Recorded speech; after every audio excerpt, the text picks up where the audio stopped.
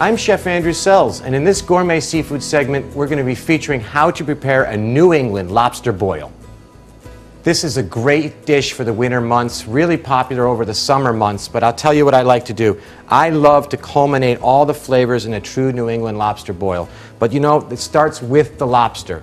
Everybody sometimes says, well, how do you know what's bigger, better, smaller? How do you buy it? Where do you buy it? First of all, I would only buy a Maine lobster or any kind of live lobster that is coming out of a fish tank. So this would be your local fish market or your grocery store.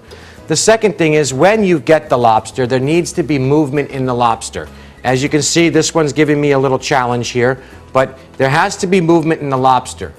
Also, size does make a difference. The bigger the lobster, the tougher it is. I often would buy 2 1-pound lobsters for myself instead of 1 3-pound lobster all the time.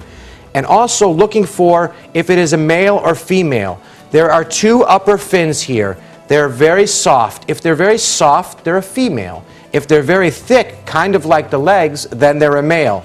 You will see predominantly that you're going to get a female lobster. That is the most sold in the marketplace. It's a gem if you can find a male. But that's all I really got to tell you about the lobster here. And let's talk about really the package. Now, I like to use this netting. You might find this at your local seafood market. You might be able to find it online if you need a lot of them. But in your seafood market, you should be able to find it. I put in there some fresh corn, yellow, white, your choice. I put in there a little bit of new potatoes or red bliss potatoes. And then I like to put in a couple cloves of garlic. But this is not all the seasonings we need here.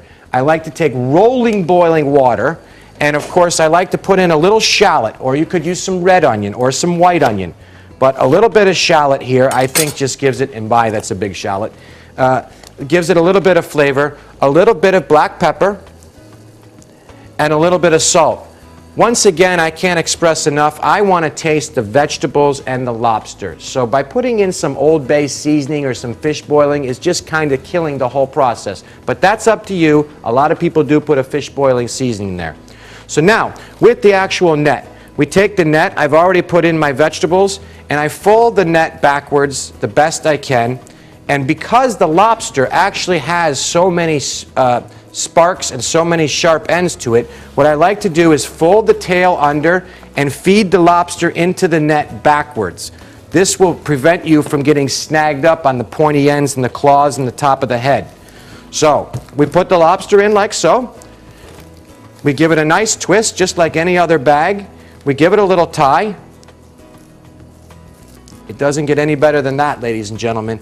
Nice into the court bouillon. And I'm going to, I'm giving you the rule of thumb with the lobster, 15 minutes per pound. Okay, it's been about 15 minutes on the lobster boil, and I can't tell you the aroma. This is the best as it gets. This is a home run. This is something you would see absolutely in New England. We've netted our lobster, our corn, everything has come together. Look at this dish. I'll tell you what. Now here's what I would do. If I was at home, I would put all of these bags on a beautiful platter, kind of cut them open, let everybody serve family style, and with a crisp champagne, you can't beat the flavor. I'm Chef Andrew Selz, and remember, happiness is cooking with flavor. For these and other great recipe ideas, check out our website,